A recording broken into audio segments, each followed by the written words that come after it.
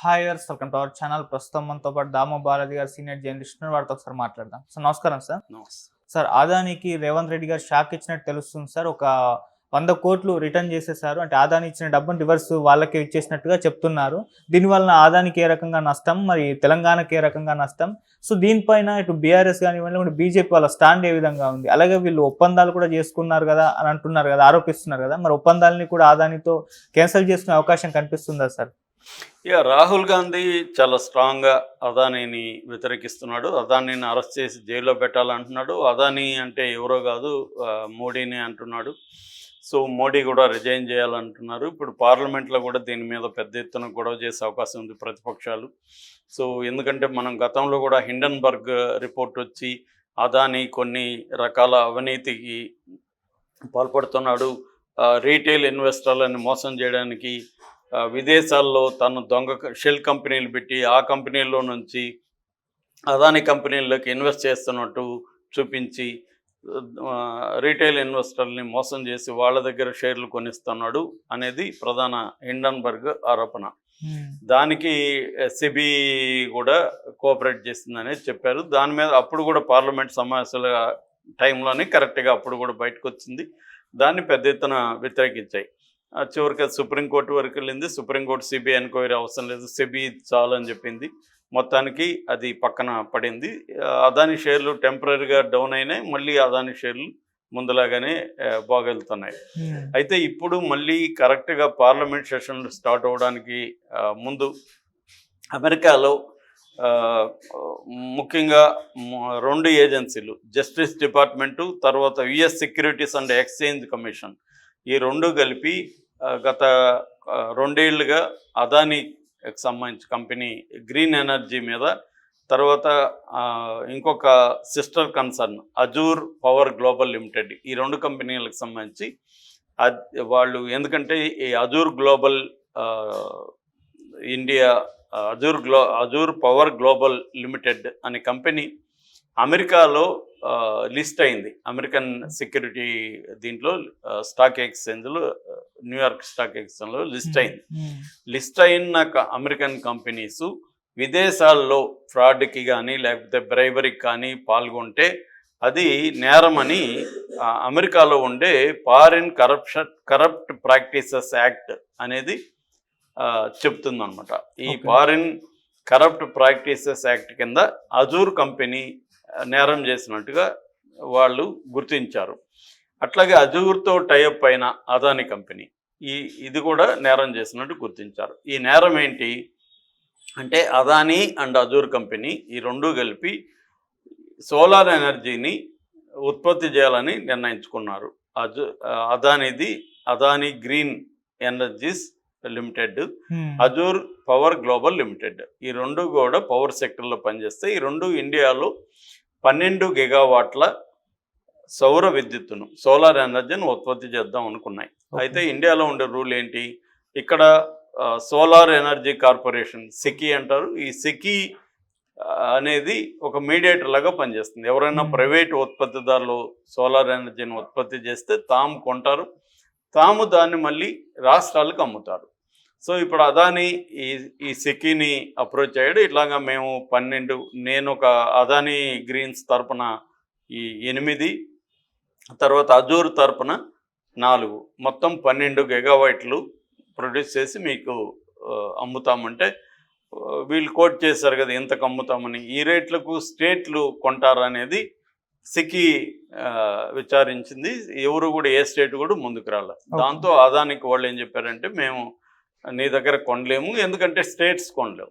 అప్పుడు అదాని ఏం ప్లాన్ చేస్తాడు, స్టేట్స్ని కానీ ఒప్పిస్తే కొనడానికి వీళ్ళు మన దగ్గర కొంటారు, మనకి దాదాపు 2 లక్షల కోట్ల లాభం వస్తుంది అని చెప్పి ఏం చేశారంటే, జగన్ని పట్టుకొని జగన్కి 1750 కోట్లు ఇచ్చి, జగన్తో పాటు ఇంకొక 3 రాష్ట్రాలు, ఒక కేంద్రపాలిత ప్రాంతం, అంటే ఒరిస్సా, తమిళనాడు, ఛత్తీస్గఢ్, ఈ 3 రాష్ట్రాలు, కేంద్రపాలిత ప్రాంతం అప్పుడు జమ్మూ అండ్ కాశ్మీర్, ఈ 4టికి లంచం ఇచ్చినట్టుగా ఈ అమెరికన్ ఏజెన్సీస్ ఆరోపించాయి. సో వీళ్ళు లంచం ఇచ్చి ఆ విషయాన్ని అమెరికాలో ఉండే ఈ ఏజెన్సీలకి స్టాక్ ఎక్స్చేంజ్ తెలియజేయలేదు. రెండోది ఏంటంటే అమెరికాలో ఇన్వెస్టర్ల దగ్గర నుంచి డబ్బులు కూడా కలెక్ట్ చేశాయి ఈ రెండు కంపెనీలు కలిపి. కాబట్టి వీళ్ళిద్దరూ నేరం చేశారు. ముఖ్యంగా బ్రైబరీ ఒకటి, సెక్యూరిటీ ఫ్రాడ్ ఒకటి, వైర్ ఫ్రాడ్ ఒకటి, అబ్స్ట్రక్షన్ ఆఫ్ జస్టిస్ ముందుకు పోనీయకుండా అడ్డుకోవడం ఒకటి. అంటే వాళ్ళ ఇన్వెస్టిగేషన్కి వీళ్ళు సహకరించలేదు.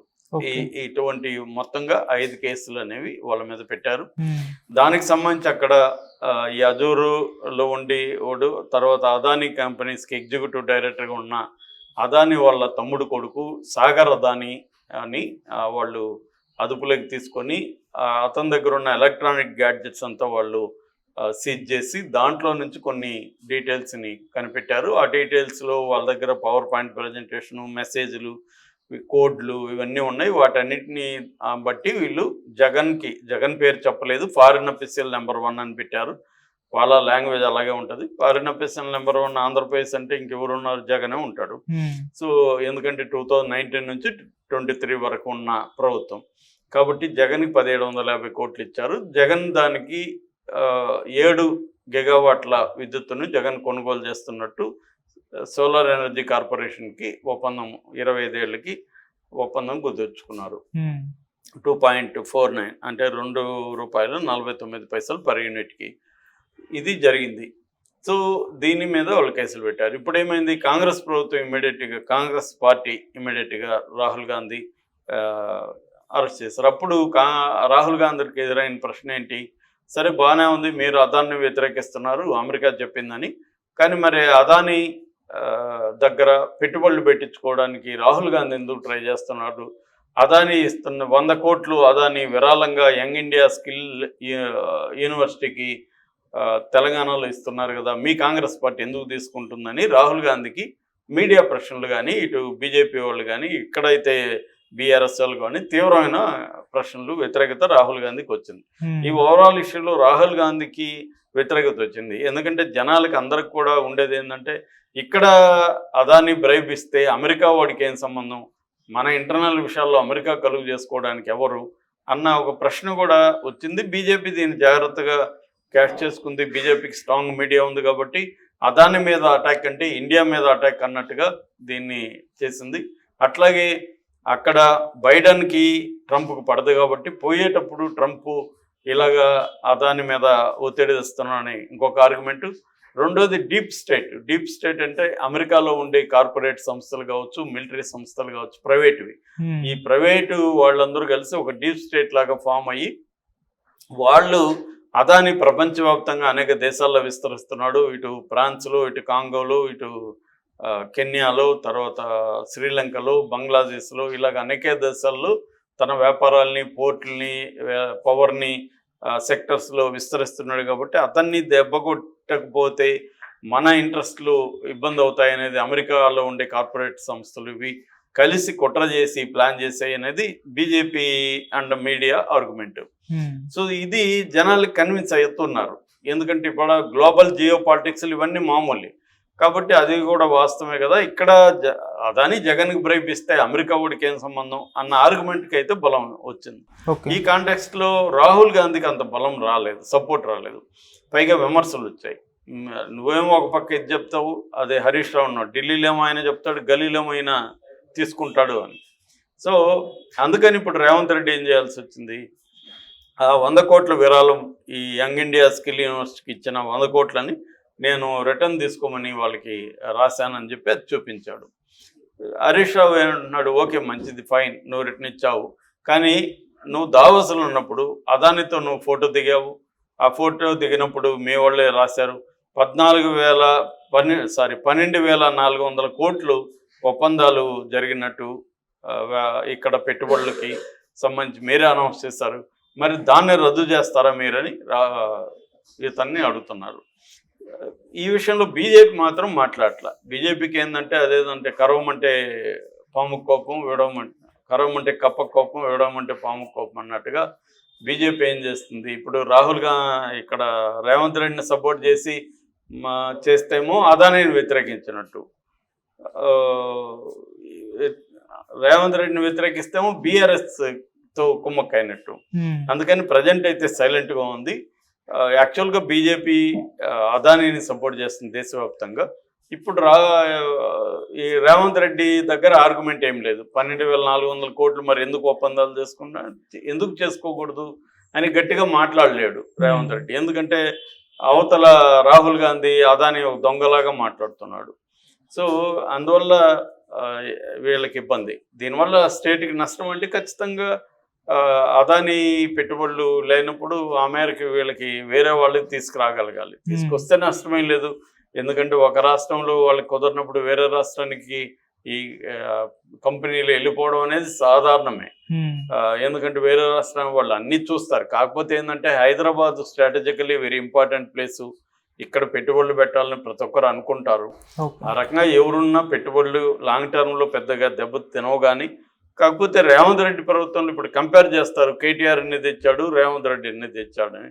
కంపారిజన్లో రేవంత్ రెడ్డి కొద్దిగా ఇబ్బంది. రేవంత్ రెడ్డి ఏంటంటే అగ్రెసివ్గా వెళ్ళి తాను కూడా పెట్టుబడులను పెద్ద ఎత్తున తీసుకొస్తున్నాను అని నిరూపించుకోవాల్సిన బాధ్యత రేవంత్ రెడ్డి మీద ఉంది. కానీ వాళ్ళ పార్టీ నేషనల్ పాలసీకి స్టేట్ పాలసీకి మధ్య కాంట్రాడిక్ట్ ఉంది. అయితే అదానికి మాత్రం ఖచ్చితంగా ఇది నష్టమే.